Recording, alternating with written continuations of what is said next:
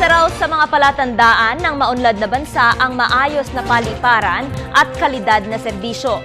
Kaya naman ang patuloy na pagpapalawak ng paliparan sa Pilipinas ang isa sa mga intensyon ng Administrasyong Aquino lalo pat umuunlad ang turismo ng bansa. Para sa detalye, balitaan mo kami, Emil Carrion. Ramdam na ang paglago ng ekonomiya, isang senyales ang pagbuhos ng mga biyahero palabas at bansa gamit ang mga paliparan. Partikular na rito ang Ninoy Aquino International Airport o NAIA. Kaya naman ang tatlong terminal ng NAIA ay malapit ng magkulang ng espasyo. Sa atas ni DOTC Secretary Joseph Emilio Abaya, isang feasibility study ang ginagawa ngayon ng JICA o ang Japan International Cooperation Agency para sa isang kapalit na airport sa mga susunod na taon. Sangli point ang target, sa ngayon ito ay hawak ng Philippine Navy. Merit as to maintaining a in-city airport. Likewise, NAIA is also reaching its full capacity, or we're already operating at full capacity. So our general direction really is to develop Clark, Master Plan Clark. In fact, we're working on its low-cost carrier terminal, but we don't put all our eggs in Clark. In NAIA, we will maximize NAIA through building additional terminal, but there's a limit to NAIA, which is just probably a few years or 5 years from now. So therefore, we have to plan when we get to that point.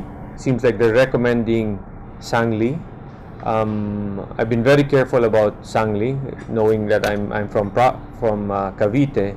But I have still to see the JICA study. But apparently, it should be able to stand on its own merits. Samantala, may dalawang options na pwedeng lapagan ng mga pasahero. Pagkukumpuni ng NAIA 1, ito ay ang napapanahon sa APEC hosting ng bansa sa 2015 at ang Centennial Airport o ang NAIA 3 na magiging fully operational sa Hulyo ngayong taon. Ikalawang lagusan na pwedeng lapagan ang Clark. Sa ngayon, tatlong foreign carriers at mga budget airline companies ang gumagamit dito. JICA has assisted us in determining a new NAIA airport location. However, we just came from the president. He wants a more comprehensive presentation. Kasalukuyan ding kinukumpuni at sumasailalim sa upgrading ang mga airport destinations sa Boracay, Bohol, Palawan, Cebu at Davao City.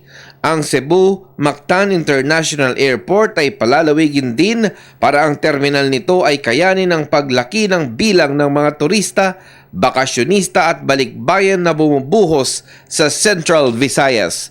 Because as we develop the provincial airports, the likes of Puerto Princesa, Panglao, Daraga, Tacloban, Laguindingan, tourists will prefer to fly direct.